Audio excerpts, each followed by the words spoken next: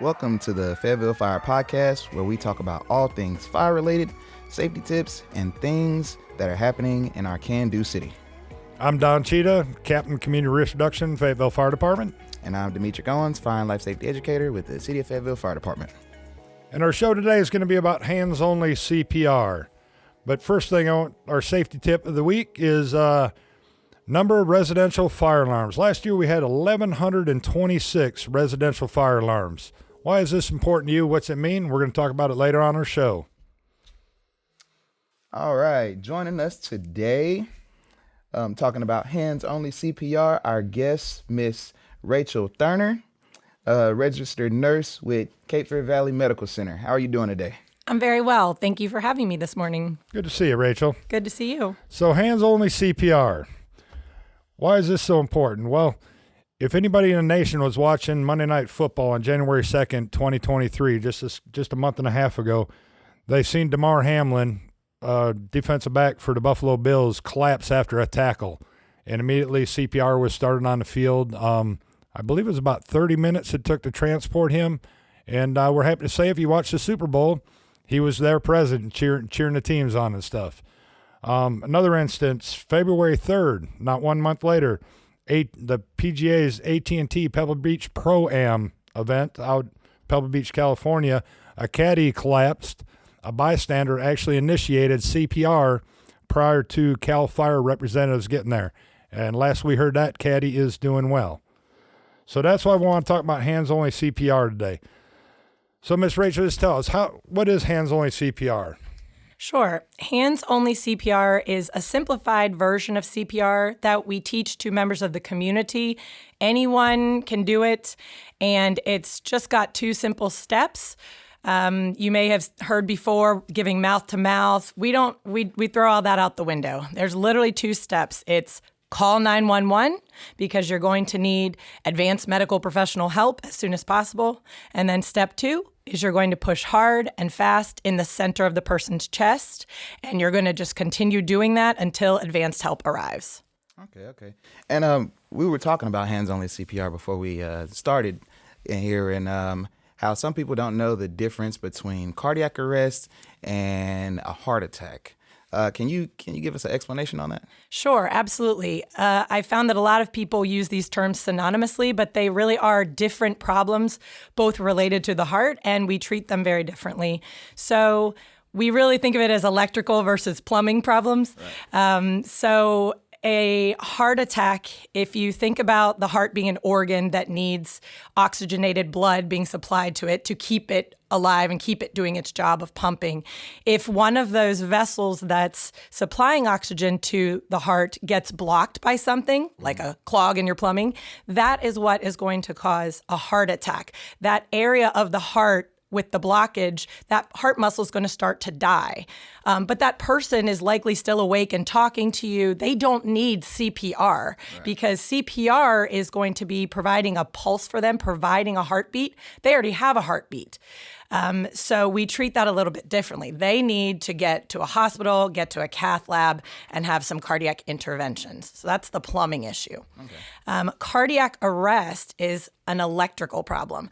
So the heart actually has an electrical conduction system where an impulse starts, if it's functioning correctly, at the top of the heart, and that impulse zips down through all the chambers of the heart, and that is what makes the heart muscle squeeze, makes the heart actually pump. So every time that heart is beating, it's because an electrical impulse has been sent down through the chambers and is causing that to happen.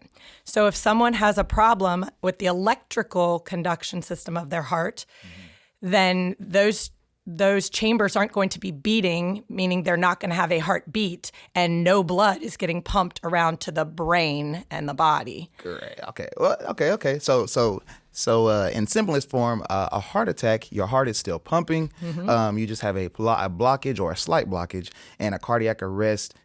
Your heart has stopped when you need to start pumping that and moving that around. Okay. You got it. So we need to get that heart restarted if possible. Okay. You talked about not needing to take safety breaths or giving life breaths. Why is that? Okay, so Well, we're talking about out of hospital cardiac arrest, right? In the hospital, we do things a little differently because if someone has a cardiac arrest in a hospital setting, there is immediate advanced medical help available. Right. If you think about it, in the hospital, we have oxygen that we can give to people. So in that case, we might do 30 compressions on their chest and 2 rescue breaths with oxygen. Outside of the hospital, if a bystander sees someone drop to the floor because of cardiac arrest and they pump on their chest for 30 compressions and then try to give them 2 breaths, they're giving them carbon dioxide mostly, and that's not actually what they need. The other thing is that studies have shown that the longer we spend actually pumping on the chest and being their heartbeat for them, the better the outcomes. We actually have enough oxygen already circulating in our blood to continue to perfuse our brain for roughly up to 10 minutes. So it's more important, short version is it's more important to compress on the chest than to stop and breathe carbon dioxide into their mouths. Oh, that makes sense. And a little bit cleaner too, right? Absolutely, especially in the time of COVID, absolutely. Right. Definitely. So going back to how the program came about, last year the Fayetteville Fire Department ran 419 cardiac arrests. We started the program in September, but tell us how this whole Hands Only CPR kind of got going and stuff, where we got away from the rescue breathing and just got to doing the CPR hands only with the bystanders. Sure. Well, I think what we realized is that we needed a simplified version for non-medical professionals to feel comfortable doing. They really found that if bystanders, the quicker you do CPR, you can double or triple that person's chance of survival if CPR is implemented immediately. A lot of people aren't going to take the time to go take a 4-hour class to officially get certified like you and I. So this is something they can do without fear. They're protected by the Good Samaritan law. So they can do it without fear of repercussions. As long as they're trying to help, they can do that without fear and likely save a life. Okay. And talk about a Good Samaritan law. Sure. Here's a big thing in today's world. We don't want to touch anybody or hurt anybody because we're going to get sued. Somebody's going to sue us. So tell us about the Good Samaritan law. What that means? Sure. So the Good Samaritan law means that if you are someone who is trying to help a person who appears to be ill or in peril, you cannot be sued. You cannot be held responsible for a poor outcome. One example people ask me all the time about is, what if I break a rib? Well, I can tell you that if I have a cardiac arrest and you are pushing on my chest trying to save my life and you bring me back, but you break my rib in the process, I would rather be alive with broken ribs than dead. Yeah. And we should tell everybody hearing that if you're doing correct CPR, you're going to break a rib. You're going to have them odd cracking sounds. Exactly. That means you're pushing hard enough to get that heart going. That's right. So can you tell us a little bit about the amount of people that we're trying to reach here? Sure. So we officially started this initiative in 2021 with Cape Fear Valley, and we would like to teach 30,000 people in 5 years. That's our goal. We teach it for free. We teach it to school groups, community at community events. Places of worship. We'll come to your place of business. We're at about, I think, 5,000 right now that we've done. So we're a little behind, but we would love to come teach you for free and help get those numbers up. Yeah, and we're talking about numbers. What kind of difference when you're talking, let's see, first responders usually take about 3 to 4 minutes on average to get to somebody. What's that 3 to 4 minute mean in the survivability rate of a loved one or a bystander or somebody you see go down? Absolutely. So yeah, like you said, I think 5 to 7 minutes is when we want first responders to get there. And for every minute that you're not perfusing the brain, that you're not performing CPR, their chance of survival goes down by, I believe, 10%. So if they have 10 minutes with their brain being deprived of oxygen, they're dead. They're 100% dead. There's no chance of them coming back. We say time is heart muscle. So as soon as you can start administering CPR, the outcomes are better. Like I said, you can double or triple their chance of survival. And I know this is a new program, but do we kind of have any statistics so far? Has their survivability rate kind of gone up since we started? I know it's really new, but have we started to get that data feedback at all? We have. So nationally, unfortunately, it's not like you see on the medical drama shows on TV. Most people do not survive cardiac arrest, especially outside the hospital. I think it's like 90%, unfortunately, that do not survive. But North Carolina, we do a little bit better than that. We're at about 11.5%. And Cumberland County, we've increased to about 12.5% as of the end of last year. So those numbers can only go up. We really can make a difference. I know we personally have had community members reach out to us where they learned Hands Only CPR from us only a week or two prior, and they email us saying, I used it the following week and I saved someone. And that is just incredibly rewarding. I'm reminded of the starfish analogy or the starfish story where there's someone walking along the beach and throwing a starfish back into the ocean, and someone says, why are you doing that? You can't possibly save them all. And he thinks, as he throws one back, well, it made a difference to that one. And that's how I like to look at it. That gives me chills to think about. We can't save them all, but every one we save is a win. Yes. The more people we train, the faster they can get their hands on, the higher their survivability rate goes up. So, and that's the goal. So how long have you, talk a little bit about you here with in CPR, how long have you been with Cape Fear Valley Medical Center? Sure. I have been with Cape Fear Valley a little over 3 years. I have been working as the education coordinator at the Heart Center for about 1.5 years, but I've been a nurse since 2004. I have my master's in nursing education, and I've been a certified CPR instructor for 2 years. Okay. All right. So what are you, whenever this Hands Only CPR initiative came out, what are some of the biggest improvements that you're seeing? Well, like I said, just having more community members trained is huge because it increases the likelihood that we're going to save lives. In terms of out-of-hospital cardiac arrests, about 73% of those happen at home. Mm-hmm.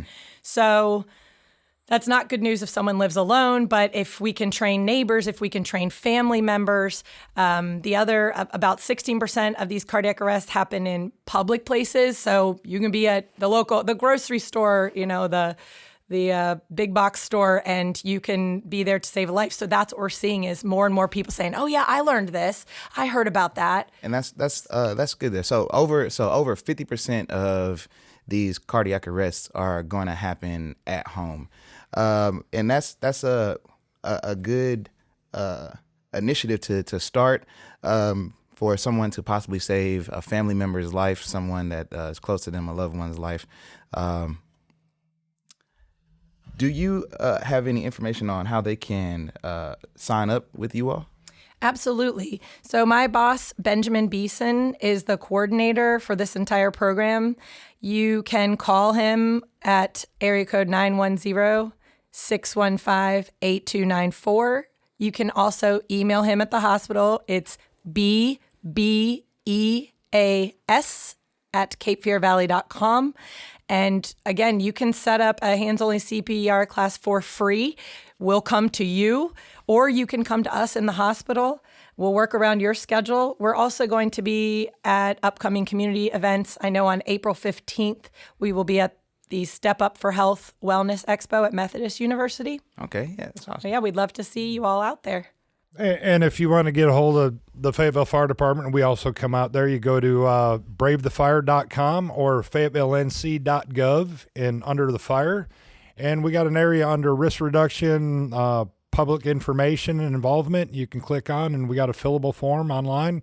You can fill it out, leave your information, and we'll get back to you and schedule class. So you've been a nurse since 2004. Yes. Have you always worked in the cardiac unit? I started on a cardiac unit. I am a military spouse, so I've moved around quite a bit, but I did telemetry first thing. Telemetry is the portable heart monitors that we use in the hospital to monitor patients, and I have truly loved the heart since I was 9 years old and looked it up in the Encyclopedia Britannica. I literally looked up the word cardiac and went from there. So That's cool. That's cool. So it's rewarding. You've been at different hospitals and across the country, and yes, exactly. I mean, I've worked at neuro, and I've been a case manager, and but this is definitely my passion, and I'm so grateful that I have a boss who's passionate about it as well, and that our department does so much outreach in the community. yeah, and you know, I've been in the fire service for 26 years, and I know when you work in the hospital areas and stuff, different people have you got different teams, so to speak. In a cardiac team in a hospital is a very unique team of different specialties coming together. Absolutely. And Cape Fear Valley is one of the top 100 heart hospitals in the country. It's recognized as such. So if we can train community members to keep that person alive until our advanced personnel get there and then transport them to our award-winning hospital, as it were, they're in good hands and they're going to have much better outcomes. And I've been on the receiving end of that. I've worked a cardiac arrest and been able to talk to the gentleman 2 months later, and there's no better feeling than, you know, a church member, a neighbor, somebody in your basketball league, whatever it may be, to be able to talk to them 2 months later and say, hey, I saved a life. It's nothing more rewarding in my mind. Absolutely. We actually have the Heartfelt Banquet coming up next week, which, if you're not familiar, that is an event that specifically brings together survivors of cardiac arrest and their families with the medical professionals that helped save their lives, all the way That's awesome. from the dispatchers down to maybe the cardiac surgeon or whatever it was that they might have needed. So what a great way, you know, to recognize people and bring people together, because we as first responders or as medical professionals, we don't always see the follow-up, right? What happens with our actions. We see the immediate results, but not the long-term. And it's so nice to meet them and their families, and just gives you all the warm fuzzies. Yep. And I've been fortunate to be a part of that, but it is, you get on the fire truck, you go to a call, you get done with what you're doing, you go back to the firehouse, and you for years, never really knew what the outcome was. And thank you all for putting that together, that we actually have a beautiful dinner and, you know, get to meet people you survived and their family members, and it's very gratifying. So back on the Hands Only CPR, could you give us a quick rough draft of, you know, the steps that you're going to be taking if you do witness a cardiac arrest out in public? Absolutely. Like I mentioned previously, it's only 2 steps. The first thing, of course, is going to be call 911. Whether you tell someone with you, if you're not alone, tell someone to do it, or if you call, that needs to be the first step. Because when you're performing compressions on someone, if they've had a cardiac arrest, remember, that's the electrical problem. Pushing on their chest is going to keep them alive, but that's actually unlikely to bring them back. Mm-hmm. What's going to bring them back is either medication that the advanced professional gives them, or a defibrillation, an electric shock. Right. And we can talk more about that. So step 1, call 911. Yep. Step 2, keep them alive till they get there by pushing hard and fast in the center of the chest. And we don't need to give safety breaths because they have enough oxygen already in their blood. Okay. So you're going to use the palm of your hand, let's say on an adult or a child, and you're going to place it on the breastbone right between the nipples, and you're going to lock your other fingers together, straighten your elbows, and you're just going to press. And we like to say the compression rate is 100 to 120 beats per minute, but that's hard for people to remember. So we just try to have them sing the famous song by the Bee Gees, Staying Alive. Staying Alive. Which, you know, if you want to go ahead and give us a little. Staying Alive. Staying Alive. And truly. I didn't even know you were old enough to remember that show. But that's what we do. And that makes it also fun when we're teaching people. It kind of keeps it relaxed. But that really will be in your head. And that way you know how fast to go. Keep the rhythm. Staying on the beat. So call 911 and then push hard and fast in the center of the chest to the tune of the Bee Gees, Staying Alive. And an important point, make sure you keep your elbows and arms straight and locked. Use the weight of your body to do the compressions. Yes. Unless you're a big bodybuilder that lifts thousands of pounds a week, you're going to wear out pretty quick. So you use the weight of your body and it'll help you last longer. That's Yeah. right. And do I have time to talk about AEDs real quick? Oh, yeah. Absolutely. Yeah. Okay. Yeah. Because this leads us into, so we said that pressing on that chest is going to keep blood pumping throughout the body, keeping that brain alive. But we need to bring the heart back. We need to get it out of a bad heart rhythm, get a good normal rhythm started. And like I mentioned, that either is medications that an advanced medical professional will bring, or if you are in a place where they have an AED, this is an automated external defibrillator, or as my students like to say, the shock thingy, right? The clear. So look in the community. I encourage you to go out and look in your community. These will usually be on a wall somewhere with a sign above it that says AED or says defibrillator. This is at the gym. It's at place of worship, the airport, the malls, schools. They're about $1,500. So you could buy one even for your home if you wanted. They're not cheap, but they do bring people back. And the way they do that is that they have pads that you apply to the body. It shows you right on the AED machine where you place the pads on the person's chest. And this will deliver an electric shock meant to get that person out of a bad heart rhythm, and hopefully a normal heart rhythm will resume.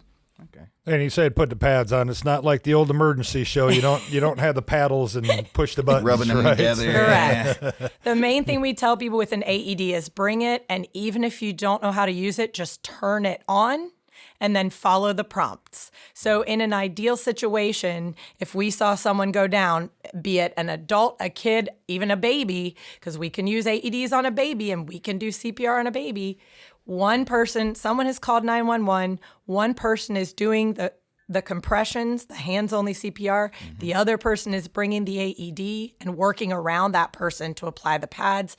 And when everything's on, the AED's turned on, and it tells you it needs to analyze the heart rhythm, you stop touching the patient, and then it'll tell you if they need a shock. You just make sure no one's touching the patient and you shock them. And at that point, they're safe to touch again. If they don't come back from that, you go right back to hands only CPR until the paramedics arrive. And that's an important thing. The machine will tell you shock advised, and after a shock, it'll tell you to resume chest compressions, or it'll tell you no shock advised, resume chest compressions. Yep, turn it on and follow the prompts. That's it. what we say. Easy enough. Awesome. So in our closing here, what would you like to tell people? Because some people feel like they're really not going to make a difference. What would you like to say to the citizens that may feel that way? That I don't see me making a difference. Well, come talk to any of our survivors. Like I said, I'd like to reiterate, every minute counts.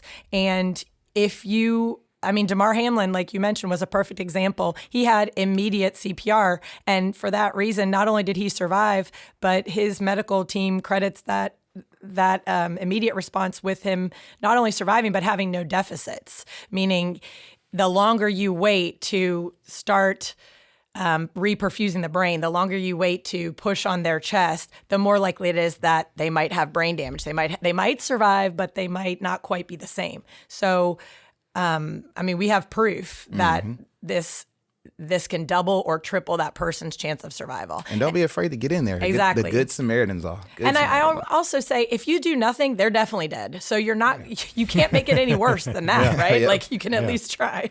And for anybody that's skeptic out there, Damar Hamlin, professional football player, and we all know that they got, professional medical staffs on the sideline, but they still don't have the medications. They don't have the equipment that the hospital care or the advanced life support and ambulance have. So even in that instance, still the trainers going out there just initiating that chest compression made a big difference in his survivability. So Right. it's important to understand that. Absolutely. And if it didn't work and it didn't make a difference, we wouldn't be so passionate about it. We wouldn't be here doing what we do every day. That's exactly right. Well, Miss Rachael, I thank you for joining us today. Thank you so much. Thank you all so much for having me. It was a pleasure. So we talked earlier in the show about residential fire alarms. Last year we had 1,126 residential alarms. What does this mean for you? Well, what it means for you is most people don't know we get these fire alarms from our company, ADT, CPI, whatever the company may be. We get them installed, and we don't keep up with the alarm systems. The city has an ordinance that on your third false alarm, meaning the third time your alarm went off for no reason and the fire department responded, we have the potential to fine you up to $500. We don't want to do that because we don't want to discourage people from having alarm systems, but we want you to be cognizant of maintaining your alarm system. Regular maintenance on it, get with your alarm company so we don't have these false alarms. Some of the other reasons that we go to alarms, besides the malfunctions, steam from showers, lack of maintenance, or maybe smoke detectors in too close a proximity to your kitchen and your everyday cooking. Just get with your alarm company, keep these alarm systems up and working properly, and that'll reduce the times we got to come visit you. All right. Thanks for joining us on the Fayetteville Fire podcast. Be sure to subscribe to the Radio Fayetteville on your favorite streaming platforms to listen to all of our podcasts. And the next podcast, we're going to talk about firefighter health and wellness. Until then.